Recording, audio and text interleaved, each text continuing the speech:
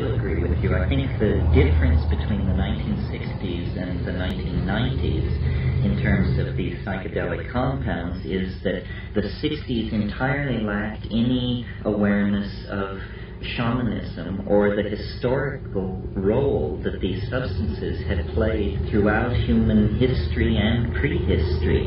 The 60s believed they were inventing this reality for the first time.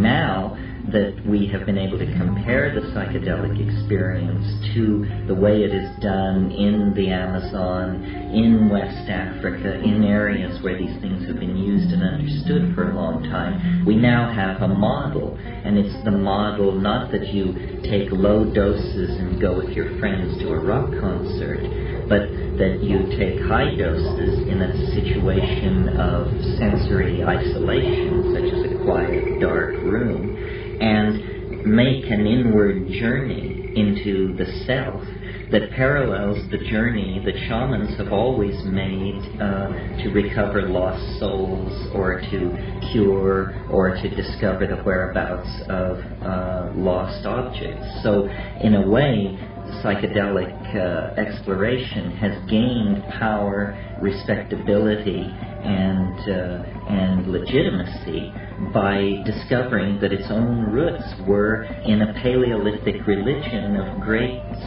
power and wide distribution. In other words, psychedelic voyaging is not something new. This is how religion was done for the first 1,000,000 years, not the last 2,000 years. This is really the only exception to this rule. And I agree with what you also said about how vast this domain seems to be. Serious psychedelic voyagers, I think, can agree the further in you go to this realm, the larger it appears to be. Really what we are doing is we are discovering the inner richness of organism. That, the richness of the human world is not in owning stuff. The richness of the human world lies in being able to access what is within us. Our minds are not blank slates or merely repositories of traumatic memory. Our minds are doorways into an infinite labyrinth, a kind of Borgesian library of infinite possibilities, and we can choose to open these doorways in whatever sequence or fashion we wish.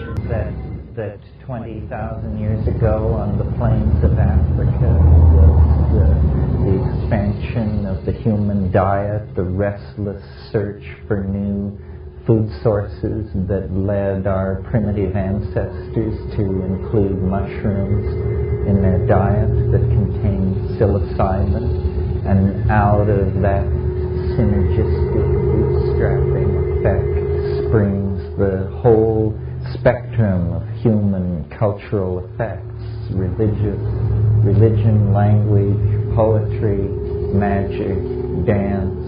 All of these unique expressions of humanness come out of the restlessness of primate organization and the synergy of psychoactive psilocybin in the hominid diet. This is the real missing link. This is the real key to what the factors were that called us forth into humanness. So shall we talk about language? Well, first of all, let's talk about ordinary language, which is probably the closest thing to a miracle in the natural world. It's the major neurological manifestation of difference between ourselves and other animals and primates. And it's not a physiological difference. It's a difference in behavior. That language represents the most complex behavior ever observed in any animal, and certainly it's the most complex thing any of us ever learns to do. We're born into what William James calls a blooming, buzzing confusion, but by the acquisition of words, we mosaic over various sectors of this blooming, buzzing confusion with words. We replace the unknown with the known through the substitution of words.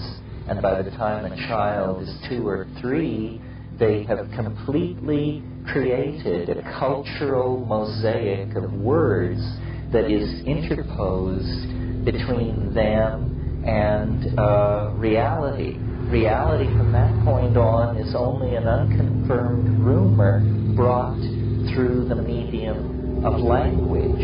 And every culture accentuates different parts of reality, so that in a sense, every culture is a different reality. Language is the stuff of the world, not quarks or wave packets or neutrinos, but language. Everything is made of language. All the constructs of science are actually interlocking constructs of syntax. Well, so that's ordinary language, which seems to define reality through a kind of process of lying about it. For instance, by creating subject-object distinctions, which are, in fact, not true to the matter, but somehow operationally necessary for us to navigate in the kind of lower dimensional space that we inhabit. Then there is the phenomenon of non-ordinary, or what I call visible language. And this is very interesting to me. This is where technology, virtual reality, cybernetics, human-machine interfacing can actually make an impact and explore a frontier. Visual language is a transformation of the physiological impulse towards syntax into a final product, speech, which is not heard with the ears, but beheld with the eyes. And it's very interesting that all our metaphors of clarity of speech are visual metaphors. We say, I see what you mean. He spoke clearly. This means that at the organismic level, we associate a higher signal clarity with visual input. And on DMT and other tryptamine psychedelics, you actually experience the field of language, both heard and self-generated, as something that is visibly beheld. It's almost as though the project of communication becomes high-speed sculpture in a conceptual dimension made of light and intentionality.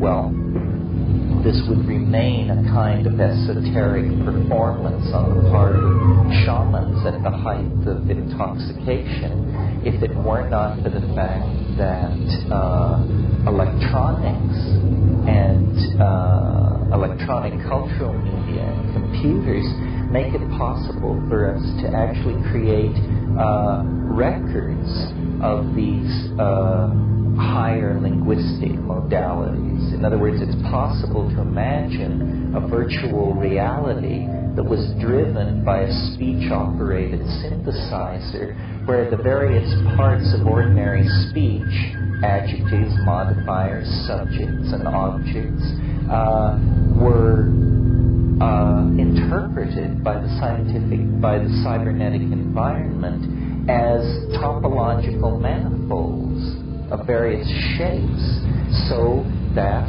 speech would then generate a visibly beheld topology. And it's possible to imagine a future world where, in setting up marriage contracts or negotiating corporate takeovers, in other words, in areas where communication, clear expression of intentionality was very important, that people would actually go into the virtual reality to use the virtual language, because its capacity for conveying intent much greater than ordinary spoken language. In other words, it's not for nothing that Plato connected up the notion of the good, the true, and ultimately the beautiful.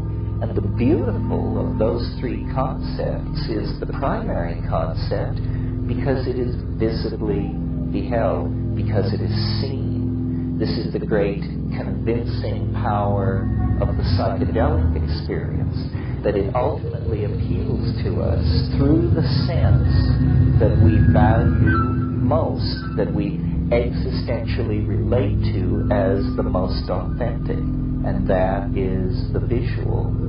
Visible language is a kind of telepathy, because you see, if I make a statement in visual language and then you and I regard my statement, we are somehow in the act of regarding made one, because meaning is not being created out of interiorized dictionaries, which we each consult in the privacy of our own mind, but rather meaning is a visible manifold in the public domain.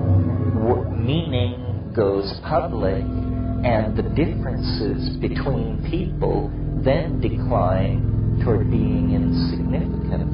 It's a kind of a final confirmation of the McLuhan apotheosis.